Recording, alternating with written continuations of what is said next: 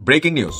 হঠাৎ করে যদি দেখেন রাষ্ট্রপতি শাহাবুদ্দিন তার ফেসবুকে ঘোষণা দিয়েছে, কমরেড বের হয়ে আসো, তাড়াতাড়ি তোমরা রাষ্ট্র দখল করো, অথবা আওয়ামী লীগ তোমরা রাজপথে নামো, আমি তোমাদের সাথে আছি, অথবা আর্মিকে পাওয়ার ওভার হ্যান্ড ওভার করে দিচ্ছি, অথবা ডক্টর ইউনূসের বিরুদ্ধে বিদ্রোহ ঘোষণা করলাম, এই রকম কোনো মেসেজ যদি আমাদের রাষ্ট্রপতির ফেসবুক আইডি থেকে আসে, মুহূর্তের মধ্যে সারা বাংলাদেশে কি পরিস্থিতি হবে? নির্বাচন যত ঘনিয়ে আসছে ততই রাজনীতিতে নানা রকম চমক দেখতে পাবেন। হঠাৎ করেই তারেক রহমানের কিছু বক্তব্য জনগণের কাছে অবিশ্বাস্য মনে হচ্ছে যে এটা আসলে কি তারেক রহমান বলেছে, এটা বলতে পারেন। তোলপাড় শুরু হয়ে গেছে। আমরা তার বক্তব্যের একটা অংশে জবাব দিয়েছি, এবার আরেকটা অংশ। 30 কোটি, 35 কোটি, 40 কোটি, 100 কোটি বিএনপির নমিনেশন বাণিজ্য ওঠানামা করছে। তারেক রহমানের এখন কয়েকটা বাণিজ্য, যারা ওখানে নমিনেশন বাণিজ্যের জন্য যায়। 20 কোটি টাকার কোনো নমিনেশন নাই, ওখানে এখন 30 থেকে শুরু হয়েছে, 30 থেকে 100 কোটি। বরিশালের বাবুগঞ্জের মিরগঞ্জ এলাকাতে আমার উপরে বিএনপির কিছু ক্রিমিনাল গুণ এবং গুন্ডাদের যে একজনক হামলার চেষ্টা করা হয়েছে এবং আমার সহকর্মী অনেককে অ্যাসল্ট করা হয়েছে, সেটার মানদণ্ড দিয়ে বিবেচনা করা যাবে আর কি। যে পরিস্থিতি যদি কোনো রকম উলটপালট না হয় তাহলে নির্বাচন সময় মতো হবে। পরিস্থিতির উলটপালট বলতে যেটা বোঝাচ্ছিল না, খালেদা ম্যাডামের যদি কিছু হয়ে যায় তাহলে নির্বাচন পিছাতেও পারে। এখন নির্বাচন পিছনের ব্যাপারে বিএনপি তো কখনো কোনো কথা বলছে না অফিসিয়ালি, কারণ বিএনপি তো 5ই আগস্টের পর থেকে নির্বাচনই চেয়েছে, তাই না? তারা এখন কিন্তু বলতে পারবে না যে নির্বাচনটা পেছানো হোক। আর এই মুহূর্তে যদি নির্বাচন পেছানো হয় তাহলে সবচেয়ে বেশি ক্ষতি হবে বিএনপির, জামাতের কোনো ক্ষতি হবে না। দর্শক, আরেকটি নতুন ভিডিওতে আপনাকে স্বাগতম। দর্শক, বিদ্যমান রাজনৈতিক প্রেক্ষাপট নিয়ে আরেকটি নতুন নিউজ নিয়ে আপনাদের সামনে হাজির হয়েছি। দর্শক, যার বিশেষাংশ ইতিমধ্যেই আপনারা দেখেছেন, দেখে বুঝতে পেরেছেন আজকের ভিডিওটি ঠিক কতটা গুরুত্বপূর্ণ হতে চলেছে। তাই দর্শক, আর দেরি না করে ভিডিওটিতে একটি লাইক দিয়ে ধারাবাহিকভাবে ভিডিওর অংশগুলো দেখে আসি। 30 কোটি, 35 কোটি, 40 কোটি, 100 কোটি বিএনপির নমিনেশন বাণিজ্য ওঠানামা করছে। তারেক রহমানের এখন কয়েকটা বাণিজ্য, যারা ওখানে নমিনেশন বাণিজ্যের জন্য যায়। 20 কোটি টাকার কোনো নমিনেশন নাই, ওখানে এখন 30 থেকে শুরু হয়েছে, 30 থেকে 100 কোটি। তারেক রহমানের কাছ থেকে তারেক রহমানের ভ্যালু কি? আমি যদি একজন নিরপেক্ষ মানুষ, আমি কোনো দল করি না, কিন্তু আমার চোখ কান তো খোলা। আমি লন্ডনে কি হয় আপনাদের কি মনে হয় দর্শক শ্রোতা? আমি জানি না এখানে বসে লন্ডনে কি হয়, তারেক রহমান কি করে আপনার মনে হয় আমি তা জানি না? লন্ডনে তারেক রহমান কার সাথে দেখা করে আমি জানি না? লন্ডনে তারেক রহমানের পাশে কারা চাঁদাবাজি করে আমি কি জানি না? আমি দেখি না, দেখি এবং জানি। দর্শক কিন্তু একটা কাজ আমি করি, যে কাজটা কি জানেন? সমালোচনা, গালি এ দেওয়ার মধ্যেও আমি লোকজনের একটা সুযোগ দেই যে গালিটা একটু পরে দেয়, একটু কম দেই, দেখি না একটু পরিবর্তন হয়। কারণ কি, গড়ে পড়তায় ব্লাঙ্কেটলি আপনি যদি সবাইকে গালি দিতে থাকেন, ভালোকে ভালো না বলেন। ফর এক্সাম্পল, তারেক রহমান তার খারাপ দিকের জন্য আমি তার গালি, কিন্তু তারেক রহমান ভালো তো দিয়ে একটা কাজ করে, ভালো তো দিয়ে একটা কথা বলে, তাহলে আমি কি করি? যখন খারাপ কাজগুলো করে তার একটা সমালোচনা করি, আর ভালো কাজ যেগুলো এগুলো নিয়ে প্রশংসা করি। ওকে, এখন আমি যদি নিরপেক্ষভাবে আমেরিকায় বসে এবং লন্ডনে গিয়ে চারিদিক থেকে বিচার করে দেখি যে তারেক রহমানের চারপাশে এমন একটা নেটওয়ার্ক তৈরি করা হয়েছে, ওই নেটওয়ার্ক ভেদ করা কারো দ্বারা সম্ভব না। একটা দিকেই নেটওয়ার্ক ভেদ করা সম্ভব। ওখানে যদি আপনি $10,000 বান্ডিল দেন, $20,000 বান্ডিল দেন, $50,000 বান্ডিল দেন, বান্ডিল অনুযায়ী আপনার সম্মান হবে। $10,000 বান্ডিল হলে আপনি তারেক রহমানের সাথে কোনো একটা উচ্চুঙ্গার মতো ছোট একটা জায়গায় বসে চা খাবেন না। $10,000 দিলে কোথাও দাঁড়িয়ে হ্যান্ডশেক করবেন, একটা ছবি তোলার সুযোগ পাবেন। আপনি যদি $20,000 দেন তাহলে আপনি বসার সুযোগ পাবেন। আপনি যদি $30,000 দেন তাহলে একটা চা খাওয়ার সুযোগ পাবেন। আর যদি $1,00,000 দেন তাহলে কোনো এক জায়গায় বসে আপনি লাঞ্চ অথবা ডিনার করবেন, তারপরে আপনাকে তারেক রহমান আপ্যায়ন। আপনি চার্ট বুঝছেন? 10,000 থেকে শুরু হয়, মিনিমাম 10,000 দিবেন তারেক রহমান। এখন একটা কথা, তারেক রহমান বলবে আমি তো এগুলো জানি না। আরে ভাই, তুমি জানো না? তোমার পাশে সানি বসে রয়েছে, কয়সর বসে রয়েছে, তোমার পাশে আনোয়ার হোসেন খোকন বসে রয়েছে। প্রত্যেকটা জায়গায় কমিটি বাণিজ্য করে এবং আনোয়ার হোসেন খোকন লোকজনের কাছে বলে এটাকে ভাইয়ের জন্য দিতে হবে। এখন ইদানিং আবার ভাইয়ার কাছে নমিনেশন বাণিজ্যের জন্য, মাই গড, 30,000, 50, আমি ভুল বলছি, 30 কোটি, 35 কোটি, 40 কোটি, 100 কোটি বিএনপির নমিনেশন বাণিজ্য ওঠানামা করছে। তো আমি যদি এটা জানি, দর্শক মিনিট একটা কথা আপনাদেরকে আমি ঠান্ডা মাথায় বলি, আমি নিজে চিন্তা করি আপনাদের সাথে। আমি দেখেছি লোকজনরা অনেকে হয়তো মনে করে যে কমিটন হয়তো কি করে, ভিউ বাণিজ্য করে। এই কথাগুলো কারা বলে জানেন? বিএনপির যেসব কুত্তার বাচ্চা যাদেরকে আমি গালি দিছি, যাদের জন্ম হয়েছে বাবা এবং মায়ের বিয়ের আগে, এর অর্থ কি? বাবা আর মায়ের বিয়ের আগে যদি কোনো সন্তান জন্ম নেয় তাহলে তো এটা জারজ। ওইসব লোকজনরা আমাকে বলে ভাই আপনি ভিউ ব্যবসা করেন। দর্শক একটা কথা আমি বলি, আমি গর্ব করে বলছি না রে ভাই, গর্ব করে বলছি না, আপনাদেরকে শেয়ার করছি। যারা এটা চিন্তা করেন জেকব মিল্টন বোধ হয় ভিউ বাণিজ্য করে সোশ্যাল মিডিয়ায়, জেকব মিল্টন হয়তো কারো পাচাটা দালালি করে, আপনাদেরকে আমি একটা কথা বলবো, আজকের যদি আমি চিন্তা করি আমি রিটায়ার্ড করবো, এই শো আর করার দরকার নাই, আমি আমার ল ফার্মও রান করবো না, আল্লাহর ইচ্ছায়, আল্লাহ আমার প্রতি কাইন্ড ভাই, আল্লাহ আমার প্রতি অনেক দয়াবান, আমি আমার বাচ্চা কাচ্চা আমার নাতি নাতকু বসে খেয়ে যেতে পারবে আল্লাহর রহমতে, ডানে বায়ে তাকাতে হবে না, কারো কোনো কাজ করতে হবে না। আল্লাহ আমার সহায়, আল্লাহ অনেক কাইন্ড আমার করে। তো যারা এই চিন্তা করেন যে জেকব মিল্টন ভিউ বাণিজ্য করতেছে, তাদেরকে বলবো থিঙ্ক টুয়াইস। আপনি কিভাবে বাঁচেন, আপনার বাঁচার স্ট্যান্ডার্ড নিয়ে আপনি যখন অন্য একজন মানুষকে বিচার করতে যান, আপনি আর মানুষ থাকেন না। আমি চারিদিকে তাকাই, আমার চেয়ে ভালো মানুষ কারা আমি তাদের দিকে তাকাই, আমার চেয়ে খারাপ যারা তাদের দিকে আমি তাকাই না। যেই মুহূর্তে আমি খারাপের দিকে তাকাই আমার প্রোডাক্টিভিটি কমে। ওকে, তারেক রহমানের দিকে আসি। তারেক রহমানের এখন কয়েকটা বাণিজ্য, যারা ওখানে নমিনেশন বাণিজ্যের জন্য যায়, 20 কোটি টাকার কোনো নমিনেশন নাই ওখানে, এখন 30 থেকে শুরু হয়েছে, 30 থেকে 100 কোটি তাদের বাণিজ্য। তো তারেক রহমান, অনেকে বলছে তারেক রহমান ফেব্রুয়ারিতে যদি ইলেকশন হয় তাহলে আজকে এখন অক্টোবর, নভেম্বরের মধ্যে তফসিল ঘোষণা করতে হবে, তারপরে 1-2 মাসের মধ্যে নির্বাচন। তারেক রহমান কি দেশে গেছে? তারেক রহমানকে কি বলা হয়েছে জানেন? সালাউদ্দিন বলছে, আমির খসরু মাহমুদ বলছে, সামা ওবায়দ বলছে, আব্দুল্লাহ ওয়াল মিন্টু বলছে, ইকবাল হোসেন টুকু বলছে বান্ডিল চলে যাবে, নমিনেশন তো আপনি ওখান থেকে দিবেন। মজুমদার ফ্যামিলির কৃতিত্ব এটা। কোন মজুমদার ফ্যামিলি? বেগম খালেদা জিয়ার বাবার ফ্যামিলি। হঠাৎ করেই তারেক রহমানের কিছু বক্তব্য জনগণের কাছে অবিশ্বাস্য মনে হচ্ছে যে এটা আসলে কি তারেক রহমান বলেছে, এটা বলতে পারেন? তোল পার্স শুরু হয়ে গেছে। আমরা তার বক্তব্যের একটা অংশে জবাব দিয়েছি, এবার আরেকটা অংশ। দর্শক, তারেক রহমানের বক্তব্য প্রমাণ করে যে তিনি নিশ্চিত যে জামাতের বিজয় হবে এবার, অথবা মিনিমাম এতটুকু তো নিশ্চিত যে জামাত তাদের প্রধান প্রতিদ্বন্দ্বী। তারেক রহমান বলেছে জামাত 1971 সালে কি করেছিল এটা যেন মনে রাখে জনগণ, অথবা জনগণ 1971 সালে জামাতকে দেখেছে। তো এই কথা মানে আওয়ামী লীগ যে কার্ড ব্যবহার করতো বা জামাতের বিরুদ্ধে একমাত্র কার্ড, জামাতের বিরুদ্ধে বিএনপির কোনো রাজনীতি নেই। জামাতে না আছে চাঁদাবাজি, না আছে দখলদারিত্ব, না আছে নারী কেলেঙ্কারি, না আছে বিএনপির মতো অন্তর্কন্দল।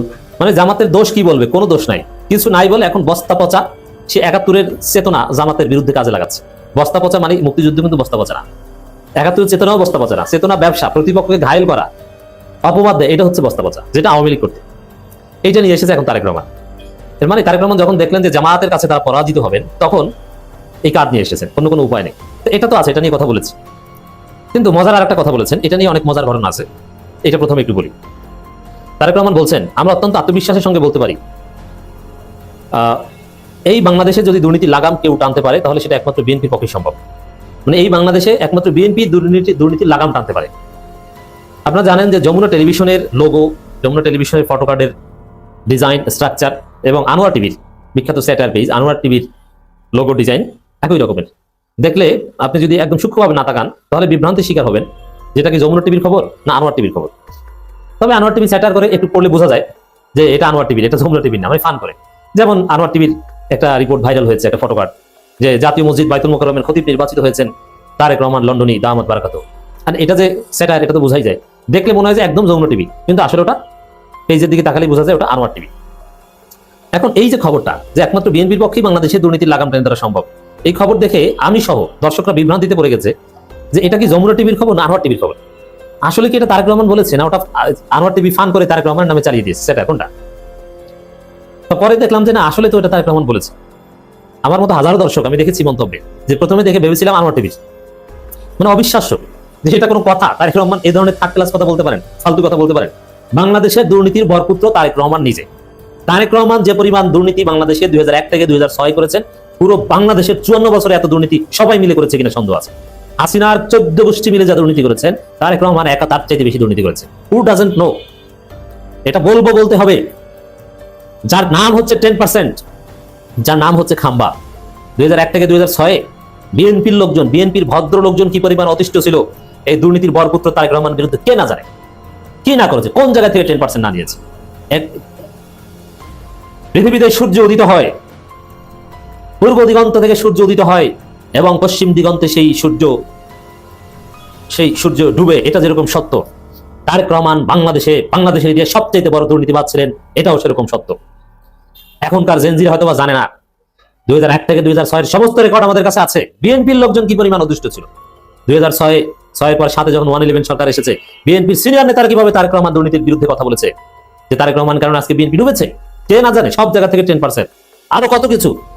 তারেক রহমান যাদেরকে নিয়ে চলতেন, সেই গিয়াসউদ্দিন মামুন থেকে শুরু করে, তারা কি করেছে কে না জানে। তো এই লোক যদি বলে যে একমাত্র বিএনপির পক্ষে দুর্নীতির লাগাম টেনে ধরা সম্ভব, তাহলে এটা কি আসলে তারেক রহমান বলেছেন, ওটা আনোয়ার টিভি লিখেছে? এটা ডিস্টিংগুইশ করা তো মুশকিল। এই হচ্ছে বাস্তবতা দর্শক, এটা নিয়ে হাসাহাসি যে এটা কি আসলে আনোয়ার টিভির বক্তব্য না তারেক রহমানের বক্তব্য। দর্শক, এই তারেক রহমান কিছুদিন আগে বলেছিলেন, দেখেন মোনাফেক কত প্রকার ও কি। তারেক রহমান কিছুদিন আগে বলেছিলেন 71 নিয়ে যখন প্রশ্ন করা হয়েছে যে আমরা পুরনো বিষয় নিয়ে বিতর্ক সৃষ্টি করতে চাই না, এবং বিএনপি ক্ষমতায় থাকতে তখনও বলেছিল যে জামাত তো স্বাধীনতা বিরোধী রাজাকার, তাদেরকে সাথে নিয়ে জোট করেছেন, মন্ত্রিত্ব শেয়ার করছেন। এটা স্পষ্ট করে বলেছেন যে পুরনো বিষয় নিয়ে আমরা বিভাজন সৃষ্টি করতে চাই না। এখন সেই তারেক রহমান বলছেন যে 71 জামাত কি করেছিল মনে রাখতে হবে, আওয়ামী লীগের ভাষায়। ছাত্র দল এবং শিবির একই মায়ের পেটের দুই ভাই, এই কথা বলা তারেক রহমান এখন বলছেন যে এরা রাজাকার। অথচ বিএনপি হচ্ছে রাজাকারদের দল। বিএনপির প্রতিষ্ঠাতা রাজাকারদের মাধ্যমে, সাজিদের মাধ্যমে। জিয়াউর রহমান মুক্তিযোদ্ধা ছিলেন, ইটস রাইট, যদি আওয়ামী লীগ তাকে মুক্তিযোদ্ধা মনে করে না, ভারতও তাকে মুক্তিযোদ্ধা মনে করে না। অনেক কথা আছে আওয়ামী লীগের, এবং সেক্টর কমান্ডার্স টাইপের মুক্তিযোদ্ধাদের কথা আছে। যে প্রথমে জিয়াউর রহমান মুক্তিযুদ্ধ শুরু করেছিলেন, কিন্তু একটা পর্যায়ের পর জিয়াউর রহমান কোনো যুদ্ধে অংশ নেননি, পাকিস্তানের বিরুদ্ধে একটা গুলিও চালাননি, যখন বুঝতে পেরেছে যে এটা ভারতের ষড়যন্ত্র। এই বয়ান আছে কিন্তু বাজারে।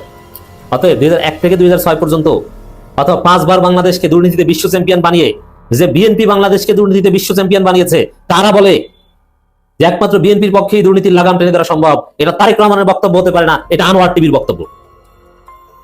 আনোয়ার টিভি ছাড়া এই ধরনের বক্তব্য কেউ দিতে পারে না। আমরা আনোয়ার টিভি ছাড়া অন্য কোনো মিডিয়ার এই বক্তব্য বিশ্বাস করব না। বাংলাদেশে বিএনপি এবং দুর্নীতি একে অপরের পরিপূরক। বিএনপি মানেই দুর্নীতিবাজ, বিএনপি মানেই চাঁদাবাজ। বাংলাদেশে একমাত্র জামাত ইসলামী দুর্নীতির লাগাম টেনে ধরতে পারে, তাদের পার্টির মধ্যে কোনো দুর্নীতি নেই।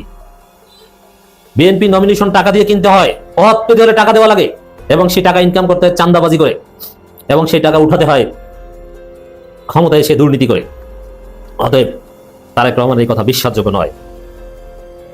অতএব যারা বাংলাদেশের দুর্নীতি দেখতে চান না, বাংলাদেশকে দুর্নীতিতে বিশ্ব চ্যাম্পিয়ন দেখতে চান না, তাদেরকে বলবো কিছুতেই বিএনপিকে ভোট দিবেন না।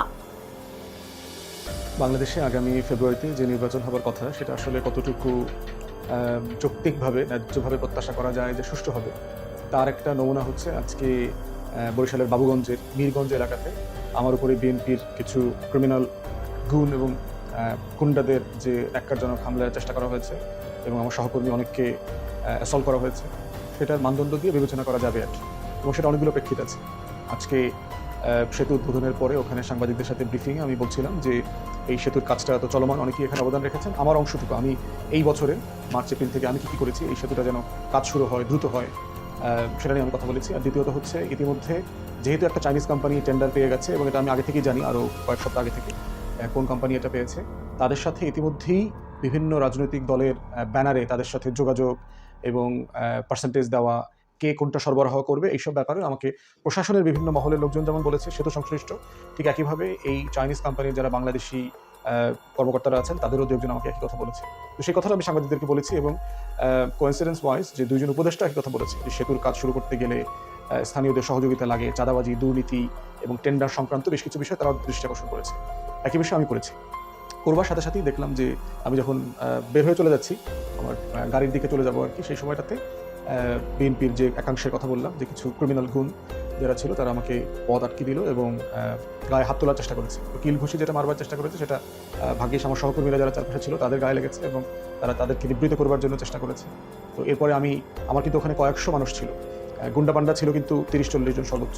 আমার ওখানে 4 থেকে 500 লোক ছিল, যারা আমার ভক্ত, অনুরক্ত, আমার দলের নেতা কর্মী, বিভিন্ন ইউনিয়ন থেকে এসেছেন তারা। সেই জায়গাতে আমরা সবাই খুবই সবর করেছি। আমরা ওখানে কনফ্রন্টেশনে যাই নাই, এবং এই 4-5টা যে বেয়াদব ছিল, এই বেয়াদবদেরকে ইগনোর করে আমরা বের হয়ে চলে গেছি, এবং তারা তার পরবর্তীতে একটা মিছিলও করেছে ওখানে, এবং বিশ্রী যত স্লোগান আছে সেগুলো নিয়ে, এবং তাদের দাবি হচ্ছে আমি তাদেরকে চাঁদাবাজ বলেছি। অথচ আমি কিন্তু কোনো দলের নাম যেমন নেই, কোনো ব্যক্তির কথা বলিনি, কারণ যেভাবে আমার কাছে তথ্যটা আসছে আমি সেই তথ্যটা সেটা শেয়ার করেছি, যেন এলাকাবাসী কোনো রাজনৈতিক দলের চাঁদাবাজ যে অংশটা আছে, এই চাঁদাবাজদের কারণে এলাকায় যেন কোনো উন্নয়ন কাজ ব্যাহত না হয়। কোনো বিদেশি কোম্পানি, ঠিকাদারি কোম্পানি যারা এখানে কাজ করবে তারা যেন পিছপা না করে। এবং এরকম বহু ঘটনা বিভিন্ন জায়গায় ঘটেছে চাঁদাবাজির কারণে কাজ কীভাবে পিছিয়ে যায়। পদ্মা সেতুর কথা আপনাদের মনে থাকার কথা, যে জয়, তারপরে নিক্সন চৌধুরী, আবুল হোসেন চৌধুরী, আওয়ামী লীগের এই যে পুরো ক্রিমিনাল গ্যাং কীভাবে এই পদ্মা সেতুর কাজটাকে ওয়ার্ল্ড ব্যাংকের প্রজেক্ট এবং যে তাদের এইড দেওয়ার কথা সেই কাজটাকে পিছিয়ে দিয়েছে। একই ঘটনা বিভিন্ন জায়গাতে ঘটছে। এরপরে হচ্ছে এই যেহেতু এটা প্রায় 1,500 কোটি টাকার একটা প্রকল্প, এখানে ধরেন আপনার অনেক লোকের কোটিপতি হওয়ার আগামী 3 বছর ধরে ব্যাপক ব্যবসা বাণিজ্য করবার সুযোগ আছে। কারা ইট সাপ্লাই দিবে, কারা রড দিবে, কারা পাথর দিবে, কারা বালু দিবে, সিমেন্ট দিবে, মাটি দিবে, এই পুরো কারা কর্মচারী দিবে, এই যে শত শত মানুষ এখানে শ্রমিক হিসাবে, রাজমিস্ত্রি হিসাবে কাজ করবে, এই লোক সাপ্লাই কারা দিবে, এই বিশাল আয়োজন আছে ব্যবসা বাণিজ্য লুটপাটে। তো সেটা নিয়ে আমি আগেই অ্যাডভান্স ওয়ার্ন করেছি, কারণ এটা একটা মানে বড় ইস্যু, কাজটার ভালোভাবে যেন আগায় সেই জায়গাটাতে এনশিওর করার জায়গাতে। তো সেই ক্ষেত্রে দেখেন যে কি ঘটনাটা ঘটেছে। এবং দুঃখজনক হলো সত্য যে কিছু আওয়ামী লাসপেন্সার সাংবাদিক আছে, কিছু দালাল টাইপের সাংবাদিক আছে, তারা এখানে ঘটনাটাকে করে যে এখানে এলাকাবাসী, স্থানীয় জনসাধারণ নাকি তারা আমাকে ধাওয়া দিচ্ছে, হেনস্থা করছে, এই কথাগুলো বলেছে। অথচ আপনারা যদি টোটাল ভিডিও ফুটেজটা দেখেন আপনারা দেখবেন যে স্থানীয় জনগণ বলতে যা বোঝায়, শত শত মানুষ তারা আমাকে সমর্থন জানাতে ওই এলাকাতে এসছে। তো এখানে অল্প কয়টা ওই ক্রিমিনাল গুণ 15-20-30টাকে দেখলাম যারা পরবর্তীতে মিছিল মিটিং করেছে, এবং আমার এলাকারও আছে, এবং সবাইকে আইডেন্টিফাই করেছি, সবার নাম, ঠিকানা, দলের কোন দল করে এবং কোন দলের কোন অঙ্গ সংগঠন, সেখানে তাদের পদবি কী, এলাকা কী, সব বিস্তারিত তথ্য ইতিমধ্যে আমরা যেখানে যেখানে দেওয়ার দরকার সব জায়গায় আমরা পাঠিয়েছি, ইনক্লুডিং তাদের দলের হাইকমান্ডে আর কি।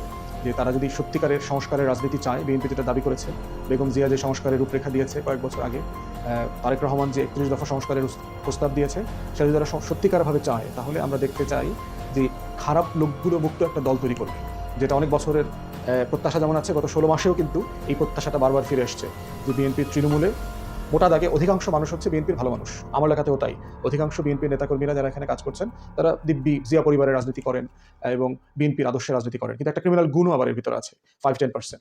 এরা হাইব্রিড, এদের কেউ কেউ আওয়ামী লীগ করছে, কেউ কেউ একসময় বাপ ছাত্রলীগ করা, বাপ আওয়ামী লীগ করা, সুবিধাভোগী দোষরীপনা করেছে, এখন আবার দল পাল্টাইছে, ভুল পাল্টাইছে, কারণ ব্যবসা বাণিজ্য দরকার, সবকিছু মিলায় মাদক ব্যবসায়ী, খুনের মামলার আসামি, তারপরে হেন কোনো অন্যায় কাজ নাই, চাঁদাবাজি, সিন্ডিকেট, সব তারা এখানে করে। তো এগুলোর ব্যাপারে অনেকগুলো মামলাও আছে, জেনুইন মামলা আছে। এখন প্রথম প্রশ্ন হচ্ছে যে বিএনপিকে আসলে একটা ভালো নির্বাচন চায়, এবং এই ঘটনাটা কিন্তু শুধু আমার এলাকায় ঘটছে না, এইটা সারা দেশে ঘটতেছে। জুনায়েদ সাকিব ভাইয়ের এলাকাতে হয়েছে, ভিপি নূরের এলাকাতে হয়েছে, ডাকসু সাবেক ভিপি মান্না ভাইয়ের এলাকাতে হয়েছে, আমার এলাকাতে হলো। তারপরে এই যে টোটাল গণতন্ত্র মঞ্চ, 12 দলীয় জোট, সমমনা 12 দলীয় জোট, যাদেরকে বিএনপি ব্যবহার করেছে গত কয়েক বছর থেকে, তাদের সবার উপরে এই ঘটনাটা ঘটছে। তাহলে বিএনপি আসলে দেশ কীভাবে চালাবে? তার দলটাকে সে ন্যূনতম ডিসিপ্লিনের মধ্যে আনতে পারছে না, এবং না আনতে পারার ফল কী হবে? যদি কোনোভাবে বিএনপি ক্ষমতায় যায়, তাহলে 2001 থেকে 6 যেটা হয়েছে, অপারেশন ক্লিন হার্ট করতে হবে, র্যাবের মতো এলিট ফোর্স করে নিজের দলের নেতাকর্মীকে হাজারে হাজারে মারতে হবে, কারণ এই ধরনের গুন্ডা পান্ডা দিয়ে একটা সংস্কারের রাজনীতি বিএনপি করতে পারবে না। অতএব সেই জায়গাতে বিএনপি নেতৃবৃন্দকে আমরা আহ্বান করছি যে কারা কারা আপনার দলের এখানে এই ধরনের গুন্ডামির সাথে জড়িত, তাদেরকে আইডেন্টিফাই করেন। আপনারা ইতিমধ্যে দেখতে পাচ্ছি প্রচুর খারাপ লোকদেরকে, যাদেরকে বহিষ্কার করা হয়েছিল, তাদেরকে আপনারা ফিরায় নিয়ে আসছেন দলের ভিতরে, এবং তারাই এলাকাতে ত্রাসের রাজত্ব কায়েম করেছে। আমার প্রত্যেকটা মিটিংয়ে ডিস্টার্ব করতেছে, যারা যারা প্রোগ্রামে আসবে অথবা এসেছে তাদেরকে আগে পরে গিয়ে হুমকি দিচ্ছে, মোবাইলে হুমকি দিচ্ছে, রামদায় দিয়ে কোপাবে, এটার বলছে। আমার 15 থেকে 20 জনের মতো নেতাকর্মীকে মারধর করেছে বিভিন্ন জায়গাতে, আজকেও প্রায় 8-10 জনকে সরাসরি মারধর করেছে, চশমা ভেঙে ফেলেছে, ধাক্কা দিয়ে নদীতে ফেলে দেওয়ার চেষ্টা করা হয়েছে, পাঞ্জাবি ছিঁড়ে ফেলেছে, এই কাজগুলো করতেছে, এবং এটা সারা দেশে করতেছে। অতএব সেই জায়গাতে কিন্তু বিএনপি এমন একটা রিয়েলিটি তৈরি করতেছে যে আসন্ন নির্বাচনটা, যদিও বিএনপির কোনো বড় সমমানের প্রতিপক্ষ নাই, কিন্তু সে সবাইকে আওয়ামী লীগের যে মানসিকতা, সেই নব্য আওয়ামী ফ্যাসিবাদের তরিকায় ডিল করতেছে। তো দিন শেষে এটা আমাদের কাম্য না। আমরা এই বিএনপির মজলুম নেতাকর্মীদের জন্য গত বছরগুলোতে হাসিনার ফ্যাসিবাদের সময় আমরা কিন্তু প্রতিবাদ করেছি। যখন বিএনপির বড় বড় নেতারা আওয়ামী লীগের দালালি করেছে, আওয়ামী লীগের সাথে আতাত করে আন্দোলন ব্যর্থ করেছে, তখন কিন্তু আমরা ঝুঁকি নিয়ে বিএনপির এই মুসলিম লোকদের জন্য কথা বলেছি। বিএনপির লক্ষ লক্ষ গ্রেফতার হওয়া তৃণমূল নেতাকর্মীদের জন্য কথা বলেছি, জিয়া পরিবারের সম্মান মর্যাদার জন্য কথা বলেছি, এখনও বলে যাচ্ছি। অতএব সেই জায়গাতে আমরা আহ্বান করবো বিএনপিকে যে আপনাদের নির্বাচনকে সামনে ঘিরে তরিকাগুলো পুনর্বিবেচনা করা দরকার। তৃণমূলে আজকে বাংলাদেশে শুধু এই ঘটনার কারণে আপনাদের কয়েক লক্ষ ভোট কমে গেছে, এবং আমার এলাকাতে একই অবস্থা। সাধারণ মানুষ আপনাদেরকে ছি করতেছে যে আপনাদের এই সকল ক্রিমিনাল গ্যাং এরা এই কাজগুলো করছে, এবং এর পিছনে আপনাদের বড় বড় নেতাদের এখানে মদত আছে, তাদের এখানে মানে ইনফ্লুয়েন্স আছে, এবং তারা আজকে রাতে এই ঘটনা ঘটানোর পরে সিদ্ধান্ত নিয়ে আমাকে আরও বেশি ডিস্টার্ব করবে। এই ব্যাপারে তারা বিভিন্ন জায়গাতে নির্দেশনা দিয়েছে যে আমাকে কোনো মিটিং করতে দিবে না, কোথাও গ্যাদার করতে দিবে না, এবং গায়ে পড়ে ঝগড়া করা, নাশকতা করা, এরপরে মিথ্যা মামলা দিয়ে আমার লোকদেরকে এলাকা ছাড়া করা, এগুলোর চিন্তা আলোচনা তারা এখন করে যাচ্ছে। এরপরে প্রশ্ন হচ্ছে প্রশাসন। দেখেন এরকম একটা ঘটনাতে একটা ব্রিজ আমার পাশের থানা মুলাদিতে উদ্বোধন হওয়ার কথা ছিল গতকালকে, যেখানে মাননীয় উপদেষ্টা আসিফ মাহমুদ সজীব হয়ে জুমে এটা উদ্বোধন করার কথা, এলজিআরডি সচিব উপস্থিত হয়েছিলেন এবং আরও যারা মন্ত্রণালয়ের এবং প্রশাসনের কর্মকর্তারা ছিলেন, ডিসি বরিশালের ডিসি মহোদয় এখানে ছিলেন। তো ওনাদের সামনে বিএনপির লোকজন সিম্পি দিয়ে পুরো মঞ্চ চেয়ার সব ভেঙে প্রোগ্রাম বন্ডুল করে দিয়ে আসছে। তাহলে চিন্তা করে দেখেন 2 দিনের মধ্যে একই এলাকাতে একই রকম আচরণ এবং সেটা প্রশাসনের নাকের ডগায়। এখন প্রশ্ন হচ্ছে যে এই প্রশাসন দিয়ে আমরা কি আসলে একটা ভালো নির্বাচনের আশা করতে পারি কিনা? আমি মোটেই আশাবাদী না। এবং এই ঘটনাগুলো যে ঘটবে, আমি গতকালকে বরিশালের প্রশাসনের সকল লেভেলের কর্মকর্তাকে জানিয়েছি, যেহেতু আগের দিন মুলাদিতে এই ঘটনাটা ঘটেছে, আজকেও এখানে বিএনপির এক অংশ যারা এই গন্ডগোল পছন্দ করে, ক্রিমিনাল এবং গুন্ডামি মাস্তানি পছন্দ করে, এই অংশটা এটা করবে এবং তাদের প্রত্যেককে জানাইছি। এবং স্যাডলি তারা এটা নিয়ে কোনো প্রিএম্পটিভ অ্যাকশনে যায় নাই বলে আজকের এই ঘটনাটা ঘটেছে। আমরা ধরেন আজকে সবর করেছি, আমার কয়েকশো নেতাকর্মী উপস্থিত থাকার পরেও কতদিন সবর করা যাবে? প্রশাসন যে দায়িত্ব নেয় নাই। পুলিশ দেখলাম, পুলিশ তো নির্লজ্জভাবে বিএনপির দালালি করেছে। তারা ন্যূনতম কোনোভাবে এই সিচুয়েশনটাকে নিয়ন্ত্রণ করবার চেষ্টা করে নাই, শুরু থেকে দেখেছি। অতএব সেই জায়গাতে আমরা এই প্রশাসন দিয়ে ভালো নির্বাচন উঠানবে এই টিএনও, এই ডিসি, এসপি, এই প্রশাসনিক কর্মকর্তাদের উপরে আমরা সিম্পলি কোনো ভরসা পাচ্ছি না, ওসি। তো আমরা এই কারণে নির্বাচন কমিশনকে বলছি যে আপনাদের মাঠ পর্যায়ের প্রস্তুতি আসলে শূন্য না, এটা শূন্যের নিচে, আসলে ঋণাত্মক। অতএব সেই জায়গাতে আপনারা কীভাবে ভালো নির্বাচন করবেন তার ন্যূনতম কোনো আস্থার জায়গা আমি দেখতে পাচ্ছি না, সারা দেশে আমাদের যারা সহকর্মী আছে তারাও দেখতে পাচ্ছে না। অতএব এই জায়গাটা অর্জন করবার দায়িত্ব শতভাগ আপনাদের। এবং আইনশৃঙ্খলার যে অবনতি ঘটতেছে এবং আরও ম্যাসিভলি অবনতি ঘটবে, তার পুরো দায় এই অন্তর্বর্তীকালীন সরকার, স্থানীয় প্রশাসন, আইনশৃঙ্খলা বাহিনী, নির্বাচন কমিশন সবাইকে নিতে হবে। বাংলাদেশের ইতিহাসের সবচেয়ে বাজে নির্বাচন হবে আগামী ফেব্রুয়ারিতে যদি এই সিচুয়েশনকে আপনারা নিয়ন্ত্রণ না করেন। কারণ এলাকায়, গ্রামে, মহল্লায় সিম্পলি ক্ষমতার কোনো ভারসাম্য নাই। এটা একদম পুরো ক্যাওয়াসের নগরী, অরাজকতার গ্রামে পরিণত হয়েছে। হেন কোনো অন্যায় কাজ নাই যা এখন গ্রামে গঞ্জে হচ্ছে না। তো সেই জায়গাতে আমরা বোধ করছি যে পুরো সরকার যারা মনে করছে ঈদের আনন্দ ঘন পরিবেশে তারা নির্বাচন করবে, এই অলিক স্বপ্ন থেকে বের হয়ে এসে রিয়েল ওয়ার্ল্ডে আসা দরকার, যে আসলে সত্যিকারের পৃথিবীটা কোথায়। এই বাংলাদেশটা কিন্তু নাই। আর বিএনপির এই গুন্ডা অংশটাকে বলছি, ভুলে যাবেন না আমরা কিন্তু হাসিনার বিরুদ্ধে লড়াই করা মানুষ, আওয়ামী ফাঁসিবাদের বিরুদ্ধে লড়াই করেছি। আপনি যদি মনে করে থাকেন যে আমরা পুলিশ, র্যাব, সেনাবাহিনীর ভয়ে চুকায়াছিলাম, ওই রকম নেতাকর্মী কিন্তু আমরা না। আমরা জীবনের ভয়কে ওভারকাম করে, গুমের থ্রেশহোল্ড পার করে নিয়ে তারপরে হাসিনার বিরুদ্ধে কথা বলছি। অতএব আপনাদের মতো এই নতুন অবস্যার চাঁদের মতো যারা নতুন সাহসী হয়েছেন আওয়ামী লীগের পতনের। দর্শক, না টেনে সম্পূর্ণ ভিডিওটি দেখার জন্য আপনাকে ধন্যবাদ। দর্শক, আপনাদের গুরুত্বপূর্ণ মন্তব্য কমেন্ট সেকশনে দিয়ে যাবেন। আমাদের চ্যানেলটি যদি সাবস্ক্রাইব করে না থাকেন, অনুগ্রহ করে চ্যানেলটি সাবস্ক্রাইব করে পাশে থাকা বেল আইকনটি বাজিয়ে দিন।